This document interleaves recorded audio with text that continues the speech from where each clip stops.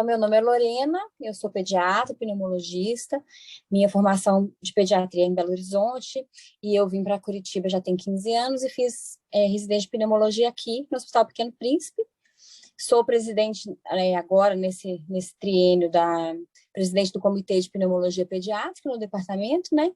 Do departamento, e hoje, a convite da Sociedade Paranaense de Pediatria, nós estamos aqui, eu e a doutora Juliana, que já vai se apresentar, e vamos aí conversar um pouquinho sobre dúvidas mais comuns do consultório.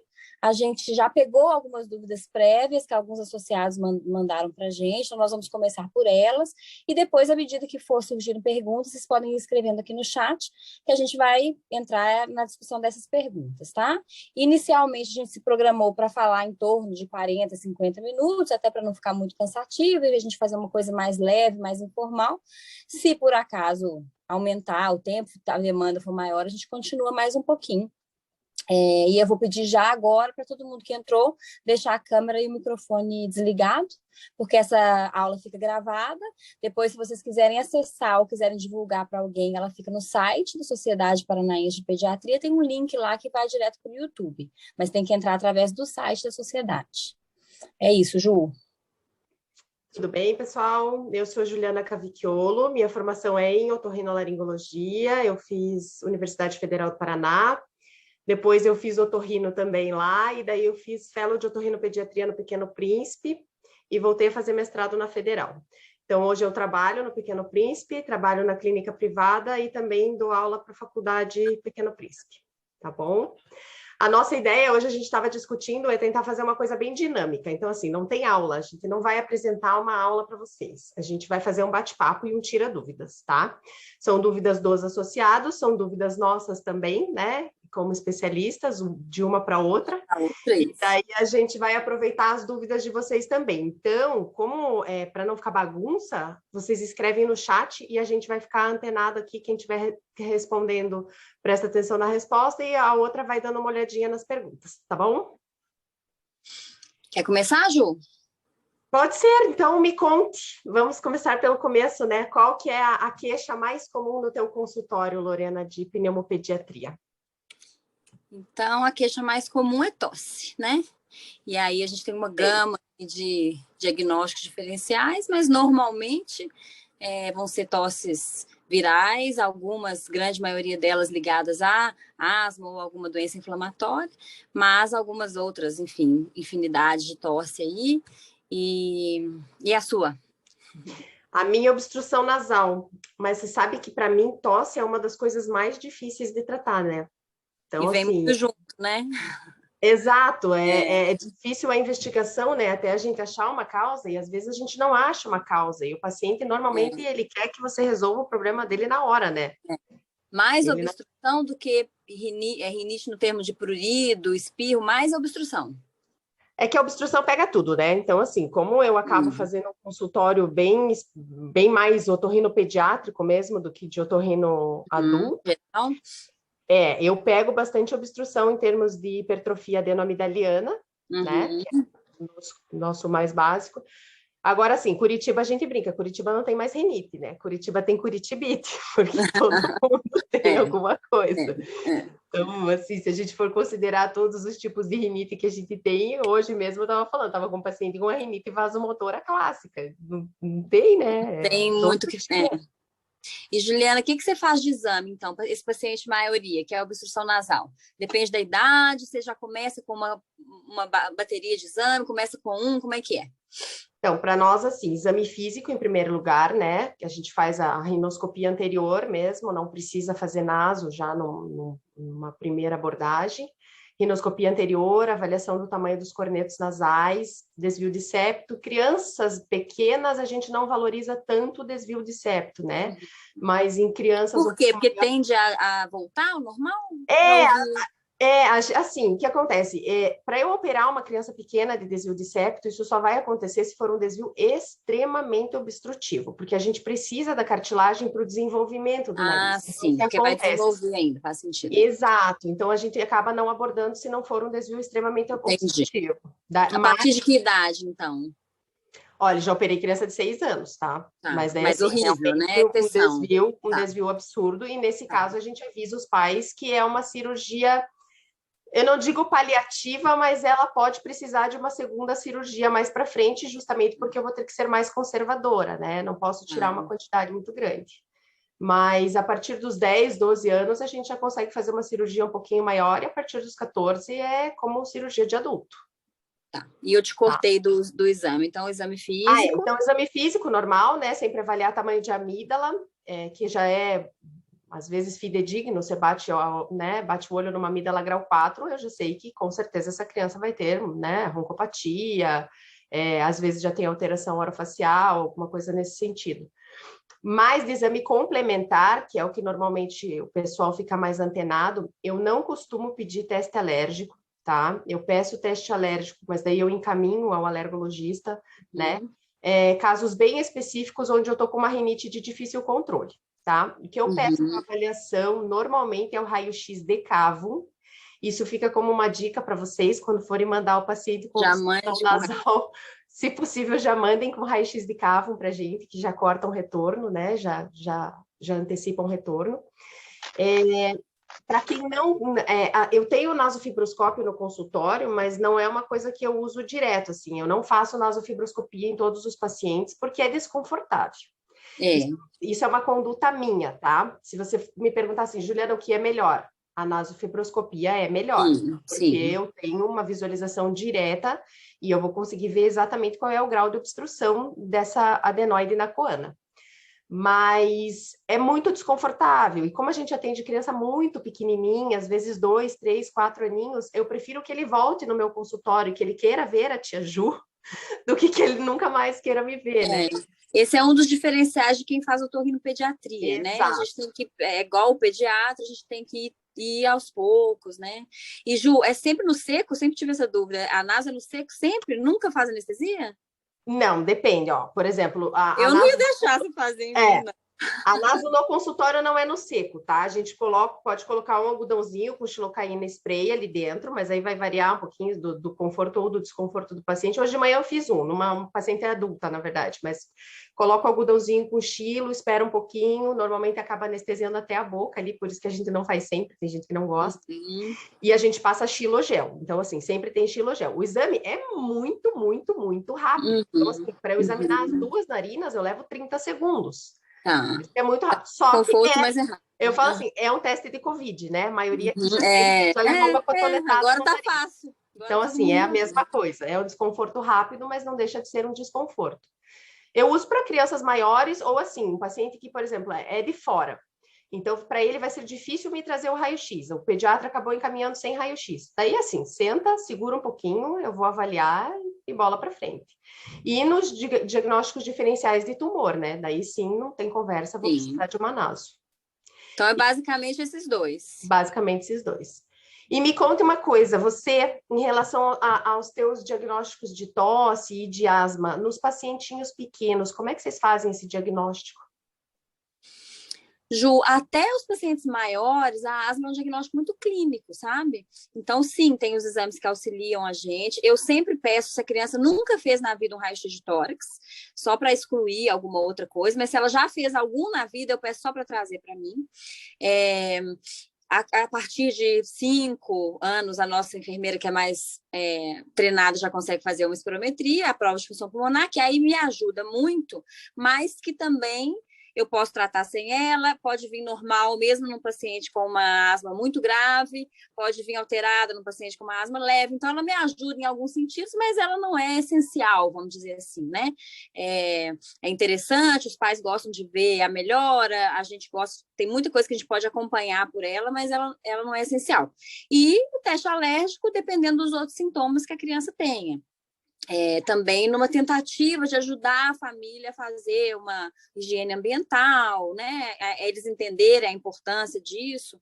Então, para todos, basicamente, são esses exames. A partir de 1 ano, dependendo do caso e da necessidade, já dá para pedir teste alérgico e raio-x, né? Mas a espirometria não. E aí a gente faz o diagnóstico basicamente clínico nesses pequenininhos. E me diz uma coisa, você trata a rinite em todos os pacientes que você tem diagnóstico de asma? Não? Como é que funciona? Então, assim, a gente aprende na pneumo que que a doença respiratória começa no nariz, né? E é a única, né? Exatamente. Então, se tem queixa, eu trato. Sem queixa, não. Aparece, às vezes, alguns sem queixa. Aparecem uns que, por acaso, já começaram o tratamento e aí melhoraram, era uma queixa leve, e aí o corticóide inalatório com a máscara acaba dando uma melhora ali, ou alguém já orientou só um soro nasal e ok, mas eu trato. Vamos dizer, pelo menos 50%, 60% dos pacientes vão estar tratando rinite. Deixa eu te perguntar uma coisa, porque às vezes a gente observa, eu quero ver se isso é real, tá? Quando a gente opera alguns pacientes que têm hipertrofia adenoamigdaliana, eles podem melhorar da asma mesmo? Você nota isso no consultório? Eu também observo isso. Observo. Vamos pensar por quê? Eu acho que por essa teoria da via aérea única, eu né? penso nisso, exatamente. Tipo assim, é um ar que está entrando sem filtragem, sem aquecimento, que de repente passa a entrar pelo nariz, né? E a própria rinite alérgica controlada controla os sintomas pulmonares, né? Também. Mas vejo sim. Ao mesmo tempo, eu vejo menos quando o otorrino é otorrino pediatra, porque eu acho que ele... Ou pelo menos tem hábito de lidar com criança, né? Eu trabalho com uma otorrino que vê adulto, mas ela também tem hábito de tratar criança, então ela faz isso muito bem. Porque, não sei se você quer comentar sobre isso, mas eu acho que tem alguns otorrinos que hipervalorizam ou hiperoperam, vamos dizer assim, né? E aí, quando a gente tem essa característica da criança, da gente poder, às vezes, esperar um pouco, fazer o tratamento clínico, eu vejo uma melhora maior e aí a gente consegue tratar essa coisa mais conjunta, né? Sim, até porque, assim, indicação de cirurgia, ela é extremamente precisa, na verdade, né? Então, não, por isso eu falo assim, não dá para sair por aí operando todo mundo. Então, a gente opera... Até porque opera-se muito e depois não tem o resultado, exato, né? E aí os pais ficam frustrados, com razão, né? A gente opera quem tem hipertrofia mesmo, então a vai melhorar, grau 3, grau 4, né? Geralmente associada a uma adenoide. A adenoide isolada, por exemplo, vamos montar um caso clínico, né? Então, eu tenho um paciente de 3 anos que tem uma amígdala grau 2, não tem histórico de amidalite, chegou no meu consultório, tem uma asma que está parcialmente controlada, depois nós vamos falar do antileucotrieno, tá? Mas, assim, tem uma asma parcialmente controlada, a rinite está meia boca, sabe aquela coisa? Usa o Avamys de vez em quando, só quando tem crise, usa ali 10, 15 dias, e me trouxe um raio-x com 60% de obstrução, tá? Então, esse paciente é um paciente que operar a amígdala. Eu não vou, porque é uma amígdala grau 2 sem amidalite de repetição, mas é uma criança que eu fico em cima do muro em relação à adenoide. Porque qual que é a idade dela, você falou? 3 anos. 3 anos. Tá. Então, assim, uma adenoide de 60%, 70% é uma adenoide que eu começo a cogitar a possibilidade de cirurgia, tá? Mas aí vem exatamente isso que você falou. Se essa criança está fazendo um tratamento inadequado, a primeira coisa que a gente tem que fazer é ajustar o tratamento, né? Aí me conte do antileucotrieno. Aonde entraria o antileucotrieno aqui? Você acha que vale? Então, a asma parcialmente controlada já com corticóide inalatório, então. Sim, é isso? Sim. Então, estamos montando um caso clínico. Aqui, né? Sim, se ele já está com corticóide inalatório, uma dose boa e o uso, porque acredito que na otorrino seja isso também. A gente tem muita baixa, às vezes, baixa adesão, né, ao tratamento. Então, se a adesão está ok, se a dose do corticóide inalatório está ok, e ele ainda tem sintomas, acho que sim, é uma boa combinação fazer o monte no caixa. Eu gosto. Eu tenho algumas ressalvas, assim, né? Aquele paciente, enfim, que já não dorme bem, ou aquele paciente... Exato. Aí às vezes eu fico na dúvida, mas se eu aumento um pouco o corticóide antes, mas enfim, em alguns casos é muito bom, né? O que eu vejo é que em alguns casos responde muito bem. A gente tem assim, é uma observação minha, mas a gente percebe um modismo, sabe, de querer tratar a rinite com antileucotrieno. Antileucotrieno, e eu penso mais ou menos como você. Então, assim, antileucotrieno não é para todo mundo, né? Não é. A gente sabe que algumas crianças fazem agitação, usam medicação, então tem que estar sempre mais em cima ali. Hoje, por exemplo, eu atendi uma criança que ele tem muito sintoma de rinite e ele não deixa, ele é maiorzinho, 5 ou 6 anos, mas a mãe falou, eu não consigo colocar remédio no nariz No dele. nariz. Eu já tentei. E aí eu fiquei na cabeça, vou fazer um monte no caixa. Mas aí eu fui conversando com a mãe, já fui achando o menino mais agitado, e uma certa altura, era a primeira consulta, ela falou comigo, aí tem diagnóstico de autismo, de transtorno do espectro autista. Eu falei, eu não vou fazer um antileucotrieno, né? Enfim, nem precisava, às vezes, ter esse diagnóstico, mas você vê que a criança é mais agitada, não dorme bem, enfim. Mas tem outros que respondem bem, mas eu também não uso só para rinite, eu também não uso, não. Quando tem associação... Essa criança tua já foi avaliada adenoide?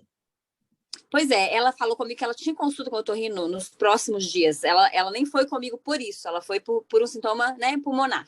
Quando eu cheguei no nariz, que ela reclamou muito, eu acabei falando com ela fazer um antialérgico uns 15 dias até a consulta com o otorrino. Sabe que às vezes, casos bem isolados, mas às vezes a gente faz até turbinoplastia nesses pacientes que têm uma rinite de difícil controle, ou às vezes tem uma baixa adesão ao tratamento. Explica um pouquinho essa turbinoplastia, Ju.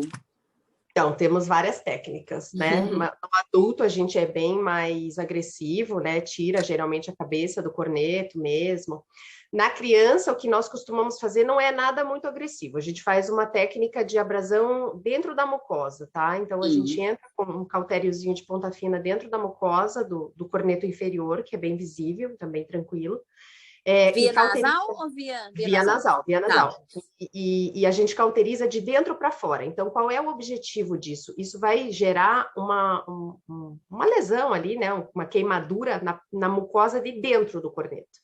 Tá. E quando isso cicatrizar, a tendência é retrair. Então, a nossa ideia é diminuir o volume. Então vou fazer isso para todo mundo. Não, não vai. Por quê? Porque se a gente não tratar a rinite, esse corneto volta a inchar. Então, quando que a gente usa? Quando a gente precisa, claro, né? Casos onde o corneto é um absurdo de grande, porque isso existe. Então, nesse caso, a gente faz porque melhora bastante.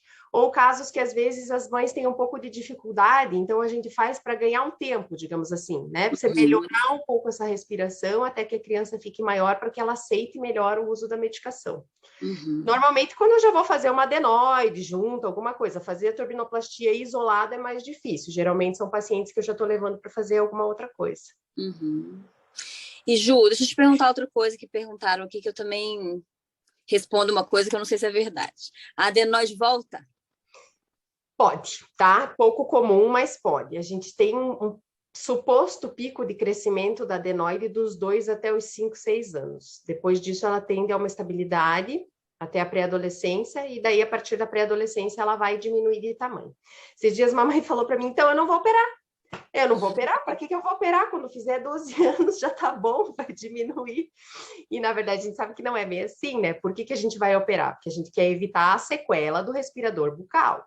E as sequelas que a gente tem no respirador bucal são desde as sequelas orofaciais, né? A palato-gival, o rosto mais alongado, enfim, até as sequelas mais complicadas. O Dr. Lauro sempre conta que tinha um paciente que tinha um cor pulmonar e ele fez a adenomidalectomia e voltou tudo ao normal. Nossa! E a gente recebe, volta e meia, a gente recebe paciente da cardio pedindo para a gente fazer a cirurgia, né? Quando é uma amígdala muito grande ou uma adenoide muito grande, para auxiliar no tratamento, porque a gente vê que melhora, diminui medicação, mesma coisa que a gente estava falando da asma, né? Então, às vezes, você consegue diminuir, por exemplo, o uso das bombinhas. Pode, né?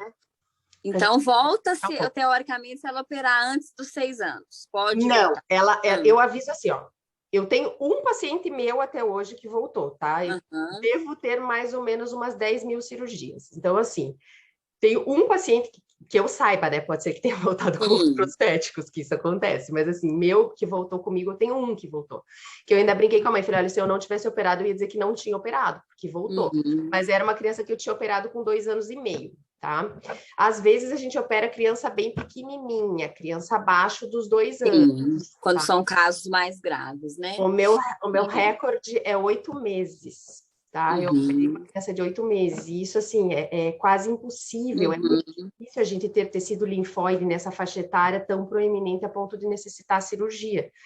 Mas eu não sei se por causa de transgênicos, né, poluição, enfim, a gente vê adenoide grande em crianças cada vez menores. Vocês observam alguma coisa parecida no consultório? Sim, não? Eu não sei se eu tenho essa estatística, assim, para te falar, né? Eu tenho algumas crianças que operaram com 1 ano, algumas, assim, 2, 3, né? Que operaram bem novinhas. É, não sei se eu consigo te dizer que eu estou vendo mais cedo, não sei. Difícil, né? É que a gente acaba vivendo sempre, né? Então, para nós, É. talvez a gente observe um pouco mais. É difícil voltar, tá? Você falou, pode voltar? Pode voltar, mas realmente é Se você difícil. tivesse que me dar uma porcentagem, Ah, não sei. 5%. Talvez, no Tá, máximo. Assim, aí vem uma outra questão que é o cirurgião dependente. Então, por exemplo, sim. assim, um cirurgião que opera adenoide toda semana, várias, ele vai ter uma habilidade maior em fazer essa remoção e saber o que é resto. Porque isso é uma coisa, eu não sei se algum dos meus residentes tá assistindo a gente Sim. agora, mas assim, uma das coisas que a gente mais tem dificuldade quando está aprendendo a operar é justamente a avaliação do resto. Então, assim, Hum. você palpa, você tem que ter certeza que você tirou tudo. E outro cuidado que a gente tem que ter é com a adenoide peritubária, porque o que acontece? A adenoide, ela fica lá no cavo, né? Na parte posterior do nariz, entre o nariz e a boca. Na lateral da adenoide está a tuba auditiva, então uma aqui e outra aqui. Então, o que acontece? Eu não posso vir raspando tudo, porque senão eu leso a tuba auditiva. E se eu Tá, lesar a tuba auditiva, eu vou fazer uma otite serosa, muito provavelmente, tá? tá.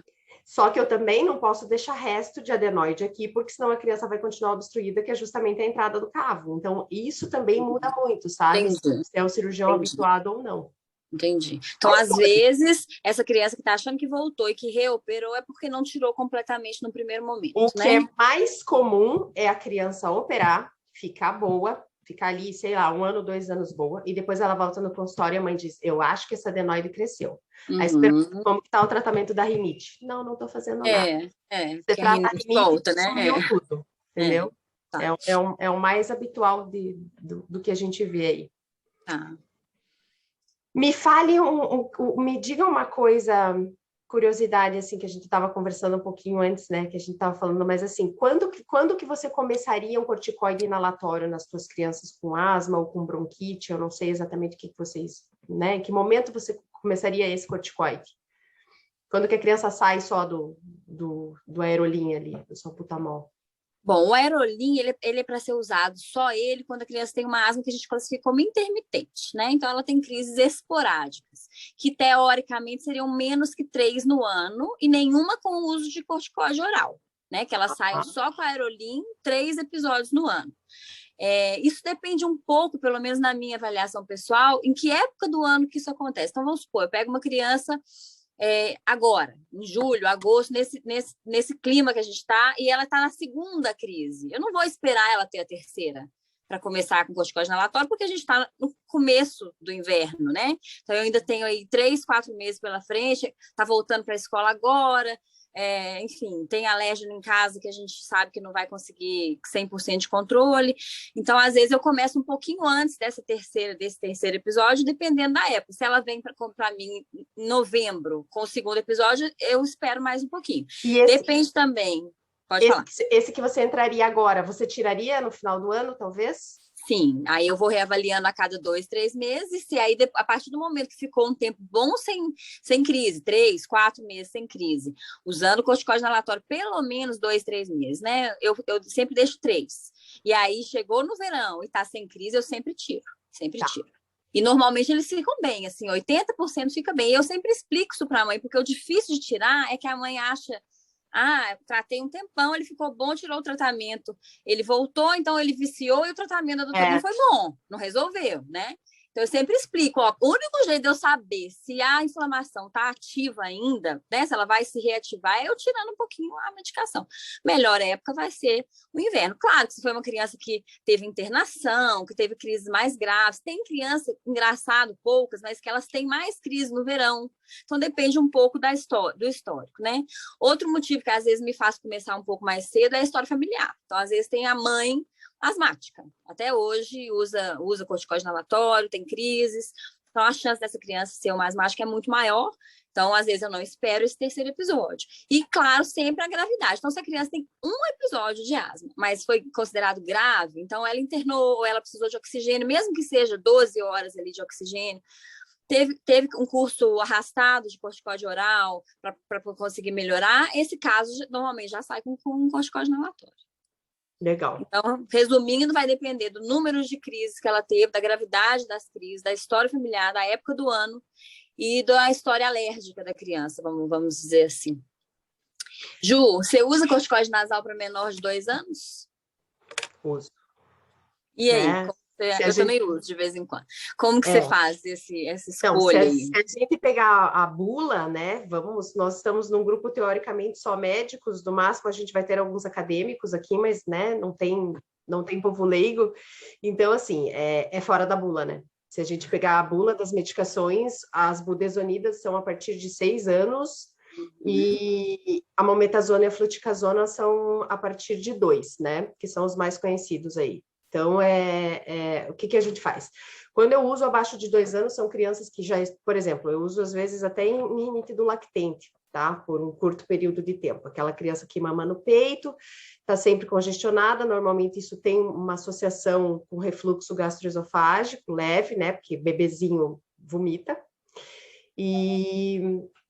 E às vezes eu uso, se assim, tá fazendo, porque o tratamento não é com corticoide tópico nasal, o tratamento é só com higiene mesmo, com lavagem nasal, que é o que a gente preconiza, e eventualmente vai entrar com ranitidina, com inibidor de bomba de próton, ou às vezes com a troca do leite, alguma coisa assim.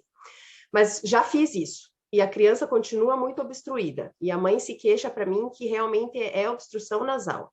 Então, às vezes eu uso, mas daí o que a gente escolhe? Eu escolho ou fluticasona ou mometasona, tá? E eu faço dose baixa. Então, é um jato em cada narina uma vez por dia. A gente testa 30 dias, tá bom, tira. Às vezes eu faço 60. Mas é igual você, eu monitoro essa criança. Então, vamos fazer 30 dias, vamos ver se funcionou, se não funcionou. Tem até filho de um colega meu que é médico, que eu fiz, porque queria já operar adenoide, falei, não tem adenoide nenhuma. E ele tinha, acho que uns 7, 8 meses. E a gente fez, ficou super bem, nunca precisou operar nada. Então, eu uso. Eu uso também em algumas situações assim, né? Que a gente já tentou outras coisas, já tentou higiene ambiental, higiene nasal e também sempre por um curto período tem muito. Eu acho que isso é uma coisa que a gente pode alertar os colegas, né? Que as pessoas têm passado, inclusive o corticoide inalatório, eu vejo isso também, o corticoide nasal, usa, contínuo. E Eu não acho isso reavalia, né? terrível, eu acho isso terrível. Usa contínuo. Aí a mãe às vezes não marca o retorno, às vezes o próprio médico não pede, ou às vezes marca o retorno dali 6 meses, enfim. Eu já peguei criança, ainda mais agora na pandemia. Tem 2 anos que eu não vou no médico, estou usando corticoide inalatório, corticoide nasal. Exato. E corticoide oral, quando ela quer usar, ela usa também, né? Então, temos que pensar nisso. Eu li, não sei se é verdade, li em algum lugar que agora eles vão pedir receituário para corticoide oral. Deviam pedir. Li em algum lugar. Não sei se vai se concretizar. Minha opinião, que devia pedir. Tem um lado bom e um lado ruim, né? O lado bom é que a gente vai controlar. O lado ruim é que quando a gente dá aquele assim, faz um predizinho ali. A gente manda uma receita. Hoje em dia a receita online tá muito fácil. Né? Mas nós temos que parar e fazer. Aqui, eu não sei se eu sou mais velha que você, mas eu sou da época que antibiótico não precisava de receita. E sim, mudou, antibiótico não precisava de receita. Sim, eu também. Né? E quando mudou, eu achei que foi assim, um ganho gigantesco, né? Não, precisa, né? Porque o pessoal, principalmente a amoxicilina, tinha virado água, né? Exatamente. A mox e ácido tinha virado água. Pessoal, vocês aí que estão assistindo a gente, querem fazer alguma pergunta? Tô dando uma olhadinha aqui no chat, ninguém mandou nada. Podem começar aí, então, a escrever. Eu já ia falar que eu ia olhar, então, enquanto eles estão escrevendo aí, eu vou te fazer a minha última que eu tinha anotado aqui, Ju. Tá. Descongestionante. Quando usar, via oral, via local, é proibido, é permitido, como é que é? Tá, então assim, o otorrino tem pavor de descongestionante, né? Porque a gente sabe que todos os efeitos colaterais é bem difícil a gente usar. Mas assim, depois que eu virei mãe, as coisas mudaram um pouco, tá? Então, eu digo assim, existem as chamadas noites de terror, né? Os pais falavam assim, eu durmo com meu filho no colo para ele poder respirar. Eu falava, nossa, imagina, isso não existe. Isso existe, né? Isso existe. E realmente essas são as chamadas noites de terror, tá? E eu uso nos meus filhos e uso nos meus pacientes, mas assim, o via oral, eu não vejo uma resposta tão interessante nas crianças e a gente tem que tomar um pouquinho de cuidado com efeitos colaterais, né? Então, quando eu uso, normalmente eu uso o tópico mesmo. A gente tem a Frim pediátrico, eu gosto bastante do Decadron nasal também, tá? Só que o Decadron precisa de receita porque tem neomicina. Enfim, eu uso, mas assim, é uma gotinha em cada narina e os pais têm que ser extremamente orientados que eles vão fazer isso somente nas noites de terror. Então, é realmente assim, é 2, 3 dias. Geralmente eu já entro com corticoide tópico junto e muito soro fisiológico durante o dia, então não tem escapatória, tem que lavar esse nariz. E aí a gente faz só para dormir. Então, assim, uma gotinha em cada narina, no máximo 2, 3 vezes por dia, durante 2, 3 dias e parou. Parou. Se não funcionar, não é para ficar usando. Vocês têm esse hábito enquanto pediatras, assim, talvez até mais do que pneuma, enquanto pediatras? Eu tenho muito medo também, Ju. A minha formação toda sempre é falar, não vamos usar, não vamos usar, não vamos usar. Tinha um professor antigo que fazia a fria inalatório. Enfim, eu particularmente não faço. Nenhum desses que você falou aí. Até anotei aqui, ó, para eu tentar de vez em quando, 2, 3 dias, mas É não o que eu te faço. falo assim, é noites de terror, mas ó, só para vocês É, terem uma ideia, o meu filho está usando, tá? Hoje vai uhum, ser a segunda noite, porque ele é, congestionou, ele, né, está extremamente congestionado, não tem absolutamente nada, não tem febre, não tem nada, ele está congestionado. A amostra de remédio é o que não falta na minha casa, é. então assim, eu tenho todos os soros que vocês possam imaginar, 3%, com xilitol, jet, tudo. A gente usa tudo. E ele continua congestionado, congestionado, congestionado. Já estou fazendo fluticasona também, e assim, né? A Aí você fluticasona. faz ali no desespero, né? É que Ô, assim, a Ju, fluticasona demora para agir, né? Não vai ter ação é, rápido. é. Então, ali Você no falou do desespero para dormir, xilitol eu aí. faço. Falei Você de falou do xilitol. xilitol. Eu tenho prescrito muito pela propaganda que eu tenho recebido de que ele seria. E aí? Como é? Ainda não tenho experiência para te dizer se os meus pacientes voltam e falam, você acha que ele é bem melhor do que um soro? Ele seria quase um descongestionante? Não, Ele ajuda a ele secreção?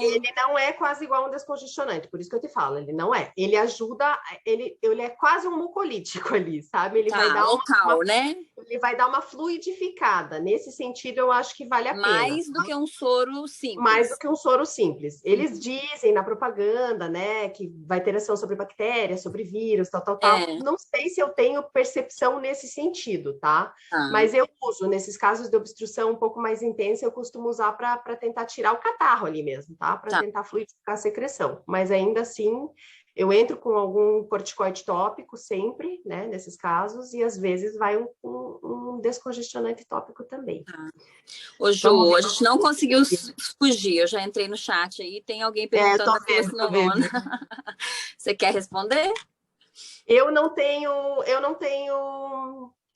nenhuma experiência com É. fluocinolona, tá? Eu acho assim, se chega para mim e tá usando, eu digo que pode manter, tá? Fluocinolona pode manter, é uma coisa que o pessoal que veio antes da gente, né? Talvez E é muito aqui. Como eu sou de Belo Horizonte, eu digo que é uma coisa muito daqui, do Paraná, né? Porque teve alguns estudos, parece, enfim. Mas o que a gente sabe é que tem poucos estudos com bebês, né? Ou nenhum, ou pouquíssimos, e que é igual outros corticóides, se você exato, pensar, exato. né? É pouco tempo, né? Enfim, a gente tem que ter os mesmos Não cuidados, né? muda nesse sentido. O pessoal manda manipular, né? Então, assim, Eu não gosto qualquer de remédio gotinha. manipulado no geral, né? Eu acho que tem uma confiança menor, então acho que tem que ponderar todos esses aspectos, né? Eu não costumo usar. O que que eu faço? Eu acabo passando um desses que eu falei para vocês, né? Que agora Nesse tem tempo, todos, mas normalmente fluticasona ou mometasona mesmo. Eu passo um jato em cada narina e faço 30 dias e reavalio, tá? Mas funciona, eu sei que funciona, é que não é do meu hábito mesmo. é. Então, Eu assim, lembro quanto tempo vocês também, recomendam? Diga. eu lembro também que tinha um professor meu que falava que dependia muito do lugar da manipulação, né? Então, Sim, da farmácia, né? exatamente. Então, eu acho que a gente já tem que pensar nisso, né? Já que tem a possibilidade de usar outros que estão prontos e que a gente sabe que não vai depender do manipulador, que não vai depender. Ele fica na geladeira, então imagina pingar um negócio gelado, né? Tem tudo, né? Tem tudo isso. Daí melhora da rinite alérgica, piora a vasomotora. É. E Ju, tem outro para você. A Emily perguntou quanto tempo vocês usam Isso, corticoides, né? isso. Então, assim, para mim, esses 30 dias é só em bebezinho, tá? Crianças maiores e adultos é no mínimo 60 dias. Quando eu prescrevo, se vocês começarem a pegar as minhas prescrições de 1 ano e meio para cá, eu comecei a prescrever assim, até acabar o frasco. Uhum. É bem difícil eu fazer dose dobrada. A dose dobrada seria um jato em cada narina de manhã e um jato em cada narina à noite. Então, isso é para quem eu já tratei com dose uma vez por dia e não melhorou, ou para quem está num quadro extremamente agudo. Daí eu entro com ela 2 vezes por dia. Mas é sempre 60 dias, tá? O frasco vem 120 doses. Se eu for usar uma dose em cada narina à noite, é até acabar o frasco, vai dar 60 dias. E tem muita gente que para antes, né? Então, isso já que tem que acabar o frasco é interessante. Às vezes você escreve 60 dias, Exato. e a pessoa fala, já passou 60 dias e para. Exatamente, né? vai até lá e daí assim, não fica resto. Então, assim, gastou, faça o negócio. Gastou, faça o tratamento.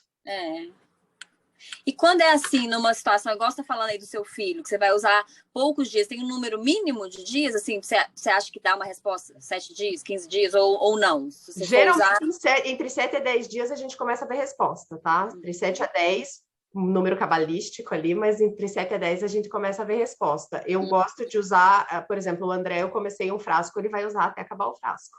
Então, é a mesma coisa. Alguém aqui falou sobre obstrução nos recém-nascidos logo após o nascimento, muitos colegas prescrevendo inalação com clenil ou adrenalina. Licença só um pouquinho que estão batendo na minha porta. Oi? Não, são as crianças. É só porque minha mãe ligou, eu só queria ver se não era nada sério, mas não é. Então, assim, o pessoal está falando aqui, ó, a obstrução nos recém-nascidos fazendo inalação com clenil. Eu não tenho experiência nenhuma, tá? Para mim, obstrução nasal no recém-nascido é rinite do lactente. E rinite do lactente a gente vai tratar com lavagem com soro fisiológico nasal e eventualmente com inibidor de bomba de próton, ranitidina, alguma coisa do tipo. Você vê isso de fazer em clenil, Lorena? Não vejo e não faria. Não vejo... chegou alguém atrás de você. Eu tô vendo aqui. Filha, a mamãe tá Pode dando deixar uma também, volta tá? agora. Deixa ela aí. Vai lá, ou senta aqui na cama. E a lavagem, Ju, com seringa de soro fisiológico? Tema polêmico. Passei para você a pergunta. Eu quero ver quem perguntou, porque eu fiz uma postagem disso esses dias. Eu não gosto, gente. Também não gosto, engraçado. Tem mãe que ama, né? Eu não gosto, foi uma super moda agora. Fernanda Lima fez um vídeo, ó, foi a Mari que perguntou aqui, ó. Você postou esse vídeo? O que você postou? Não, eu tenho no Instagram profissional lá, como tem o pessoal dos acadêmicos e tal, eu fiz, às vezes eu dou umas dicas lá. E aí, o que aconteceu?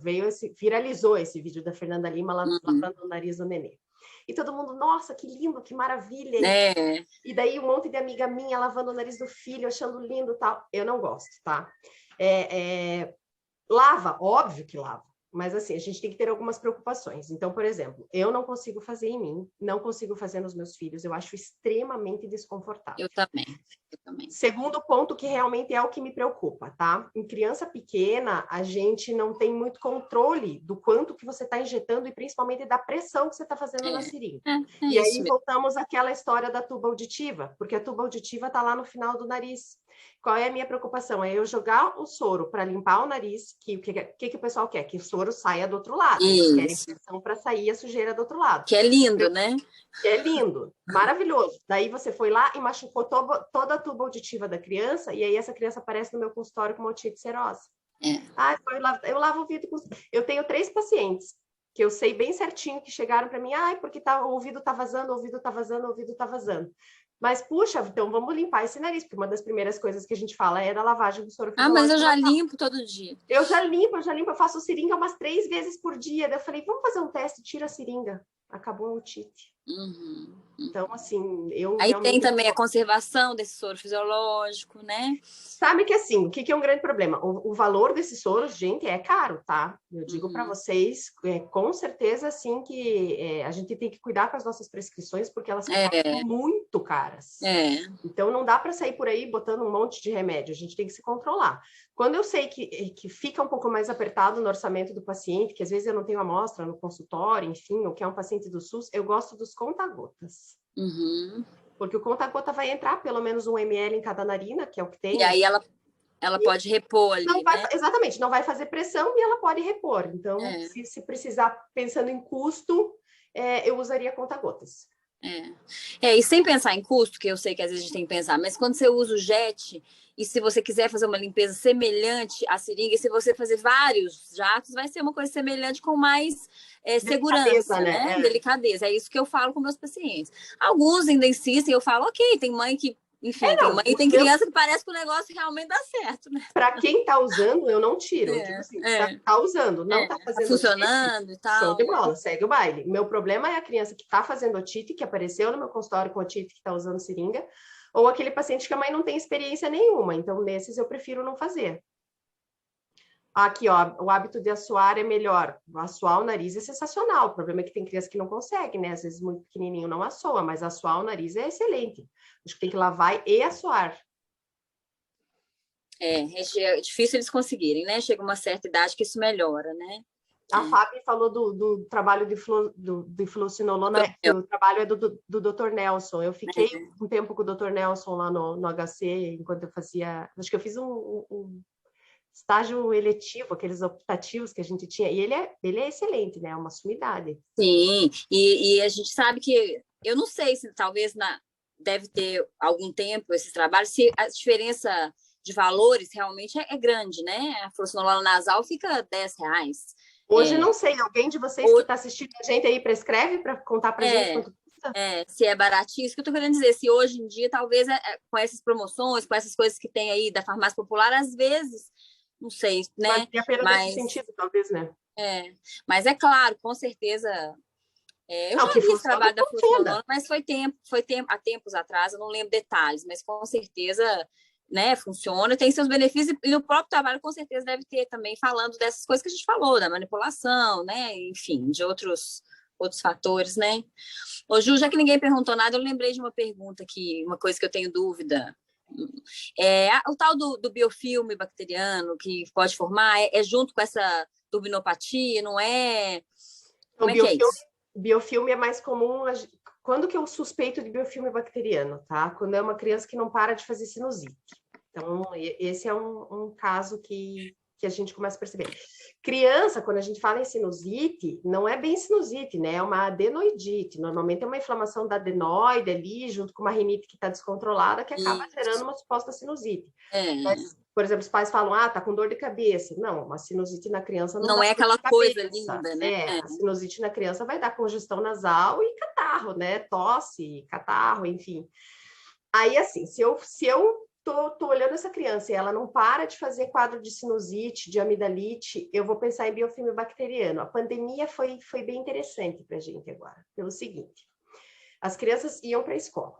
Em escola, né, infecções comunitárias, todo mundo ficava doente. Então, a gente estava ali, um monte de amidalite de repetição, sinusite de repetição, essas coisas. Daí veio a pandemia e as crianças pararam de ir para a escola, ficou todo mundo em casa, e aí sumiram as infecções.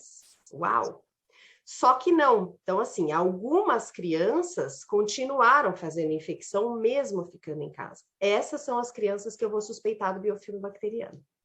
Porque ela não está em contato com outras crianças, ela não está recebendo agentes externos e ela continua fazendo infecção. Então, nesse caso, sim, pode ser um biofilme bacteriano. E aí a gente opera mesmo que não tenha hipertrofia, né? Na verdade, assim, na infecção de repetição, a gente opera mesmo que não tenha hipertrofia. E aí faz uma limpeza? O que faz para tirar esse biofilme? Não, você vê ele é visível? Não, ele não é, ele é visível em microscopia eletrônica só, nem na microscopia normal ele não é visível, ele é visível somente em microscopia eletrônica. É teste terapêutico, né? Na verdade, você leva, tira a amígdala, tira a adenoide e torce para funcionar. Mas a maioria das vezes funciona. Entendi. Quando você está suspeitando, sim. O Ju, a Rafaela escreveu ali que ela prescreve fluocinolona e ela não sabia que tinha que ficar na geladeira. Os meus pacientes me falam, Rafaela. Eu não sei se são todas as farmácias que pedem, mas eu já tive mais de um de falar, doutora, mas e aí? Eu tiro um tempo antes? Aí eu fiquei pensando, ai, meu Deus. Aí eu falo, tira um tempo antes para não ficar gelado, né? Aí, enfim, pinga, mas vários pacientes meus já falaram. E outra pessoa perguntou em relação à inalação com soro para melhorar a obstrução nasal. Eu vou falar da parte pulmonar, Ju, depois você responde também. Tá bom. Então, assim, a percepção que eu tenho da inalação com soro é o que resolve é a parte como se fosse uma umidificação externa. O problema da inalação com soro é que, para alguns pacientes, isso pode gerar um broncoespasmo. Então, o pulmão, né? O pulmão, ele não foi feito para receber água, né? Ele foi feito para receber ar.